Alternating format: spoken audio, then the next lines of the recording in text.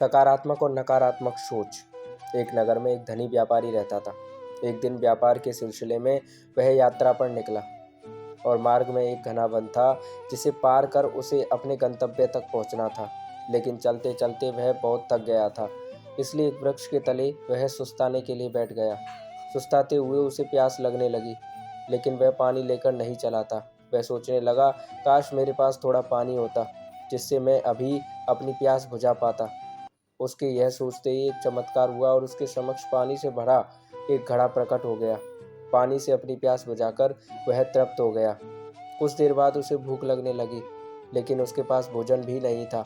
वह खुद से बोला, कितना अच्छा होता यदि एक थाल में स्वादिष्ट भोजन मुझे मिल जाता, मेरी भूख ही मिट जाती।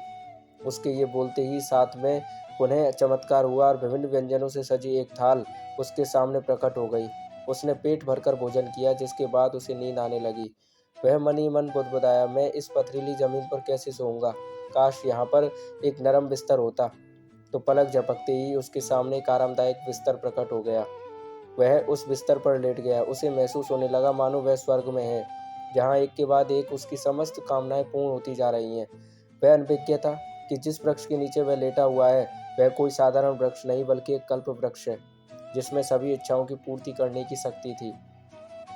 बिस्तर पर लेटे लेटे उसके अचानक दिमाग में आया कि वह वन तो कई प्रकार के जंगली जानवरों से भरा हुआ होगा, जो किसी भी क्षण वहां आ सकते हैं। ऐसे में तो वह खुद की रक्षा भी नहीं कर पाएगा। जैसे ही उसके दिमाग में यह विचार आया, कहीं से एक खूंखार शेर वहां आ गया। शेर को अपने समक्ष पाकर वह इतना भयभीत हो गया कि वहां से भाग भी नहीं पाया।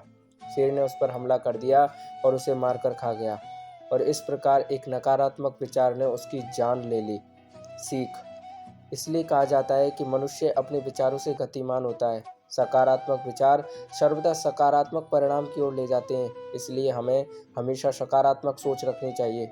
जीवन में सफलता प्राप्ति के लिए सदा सकारात्मक सोच के साथ आगे बढ़ें। तो दोस्तों, ये कहानी आपको कैसी लगी कमेंट में बताइएगा, और अच्छी लगी तो लाइक कर दीजिएगा, शेयर कर दीजिएगा, और चैनल पर नए तो सब्सक्राइब कर दीजिएगा।